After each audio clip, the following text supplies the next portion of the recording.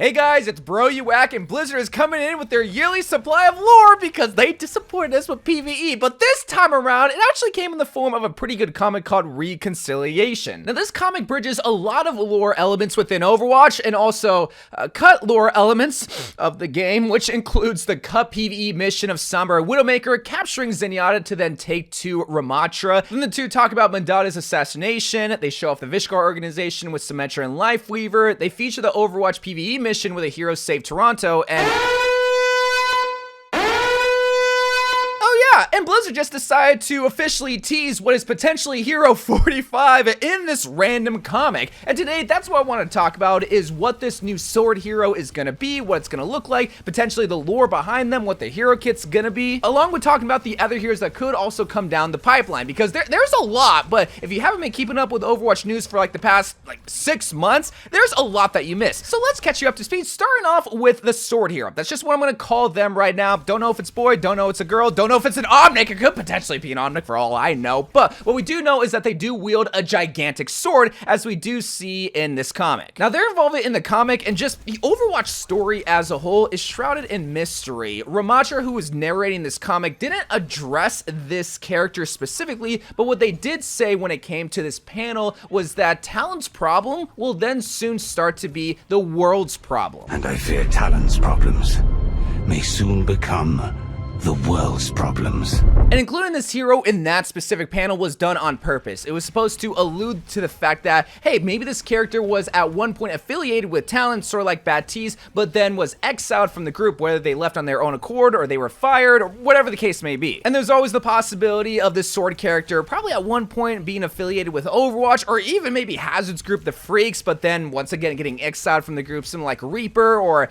well, no one's been exiled from the Freaks because that's the whole point of the Freaks existing, because they're outcasts. But one common theme that's been seen in almost every single Overwatch character is that they always gravitate to some sort of faction. Even Hammond, he gravitated towards the Junker people. Like that's how much these Overwatch heroes love to be a part of a team. But one thing that we have not seen yet is somebody just be a complete lone wolf. Just someone on their own, not really part of anybody, they just rep their own flag. And I feel like that's gonna have a heavy impact on their MO, their mission objective being just kind of tearing the world apart, because you see the silhouette of this character overlooking this Overwatch city just exploding, and also in the same vein of Ramatra saying that Talon's problem is also going to be the world's problem, and Talon's problem being this new character. So I'm guessing that they just want to see the whole entire world burn because they're tired of the world just fighting, because this comic does take place during the Null Sector invasion, and maybe this character just wants to see everybody die, or maybe they just want to see Talon die. I don't know, that's just like a light theory. Call that a diet game theory, if you will, because there's a lot of avenues that this character could take. But now what I want to talk about is how this hero will play, because it's very obvious that this hero is going to be rocking a sword. We see that in the comic. We also see this in many other Easter eggs that we've seen sprinkled throughout the year, like this little drawing, the Dev Doodle style that we've seen for so many Overwatch hero sprays. This was first spotted during the Overwatch Spotlight livestream in the office that was supposed to mimic Watchpoint Gibraltar. It's very hard to make out. Like, I'm sorry I don't have a better image of the spray, but this was kind of like our first look at the possible new hero, and just like in this Dev Doodle spray, we see similar styles like with the Luscious Locks, the giant sword that we also see in the comic. But we've also seen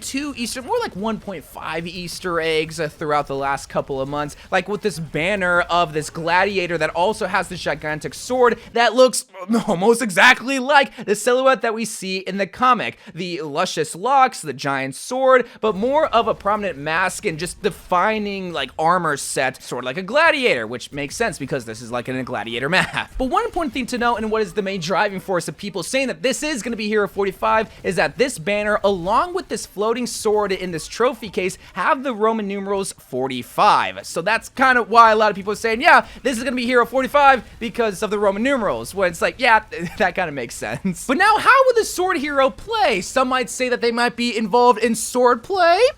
God, so stupid. Okay, so obviously this main form of weaponry that this hero is going to use is going to be the sword, but is this going to be like a Reinhardt tanky type of sword, or is this going to be like a Genji katana type of sword? What I'm trying to ask is if this is going to be a DPS or a tank hero. Now, I think a lot of people would love to have a sword tank hero, but it would make a little bit more sense to have a sword DPS hero. One, because we already kind of have a sword hero, even though it's a hammer, yes, we have it in the form of Reinhardt, and we don't really have a sword character other than Genji, which is his ultimate, in the DPS category that really utilizes a melee weapon. Shoot, even Brigitte is closer to using a sword as a melee weapon than a DPS hero. So while I would absolutely love for this sword hero to be a tank, I think we definitely need more cooler tank heroes. As terms of the hero kit, the way that I'm describing it is more of like the DPS nature, but is basically just like Magic from Marvel Rivals. If you've never played Marvel Rivals, there's this sword character named Magic who only uses a sword, but a unique aspect about them is that they're able to teleport very slightly and in short distances to try to escape sticky situations, so that when they do get in the enemy's face, they at least have an escape out of there. Well, I don't think they're going to be teleporting on the map, because that would just be a copy and paste from Magic, even though Marvel Rivals do that all the time with Overwatch heroes. The way that I picture this hero working is if you gave Hazard a sword. They're going to have a lot of mobile abilities that can help them get in the enemy's face, and then they're going to obviously use their sword for their main form of damage. Maybe you can get 60 to like 100 damage per slice, depending on how slow the swinging is going to be. That clearly being their short range attack, but for their mid range or shoot, long range attack, if you want to get spicy with it, I could definitely see them adding an ability that allows them to throw their sword, similar like the Junker Queen knife, but rather than just sticking to the first target that it hits, it can just go through them, and then it'll just magically go back to this sword character. And then for their ultimate, something that I think would kind of be like a cop-out, but would be very fun to play nonetheless, is allow them just to have a souped up hero kit whenever they're ult, like have double the damage, double the cooldowns, and just allow them to get really aggressive and just get in the enemy's face without any downside. Like, we kind of forget that ultimates are supposed to be good, but what better way than to double the stats of this character during their ultimate? Again, it's a very easy way to provide an ultimate for a hero, but for a sword hero, I want to slice and dice. I want to get in the enemy's face. I want to be able to kill some people with my big giant sword. But whatever their hero kit's gonna look like, I'm pretty confident that the sword hero is gonna be Hero 45, because it's been teased for like, what, 6-7 months? Oh my. 6, 7!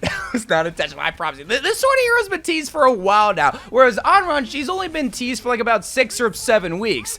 Okay, that was intentional. Well, everyone kind of wants Onron because, well, she's already been depicted as a character. She's really cool, really sick. I mean, she literally bends fire. Why wouldn't you want her as a DPS hero? I think we will probably see her next year if we're lucky. Whereas with the sword hero, they've been teased for a while now, and we do have season 19 coming up. And while they won't release during season 19, there will be a hero trial period towards the end of the season. So they are, I think this is like our first sign of them alluding to, hey, like this is going to be the hero that's going to be during the trial period. But while Onron and the sword character are basically confirmed heroes at this point, there are other heroes that are involved in the Overwatch world that could also be heroes down the road. Like we got Maximilian, who I really want to believe is not just subjugated to a skin discount store because they have a voice actor and tons of lore potential. It would be a huge waste. We have some OG Overwatch heroes that was teased for like 10 years at this point from the original Overwatch days. And we also have the Mecha Squad members, which includes my favorite non-playable character, Demon, who I've been a huge advocate for a possible hero down the road, along with some cut Titan heroes that will show off in like 2013 and 2014, which includes Mama Hog, baby. Yes, Mama Hog needs to be a hero, and we gotta start advocating for it. But until that happens, let me know what you think about the sword hero. Let me know what you want for a next playable character, and I'll see you guys later. I love you guys. Thank you guys for watching. Overwatch 2 videos to come,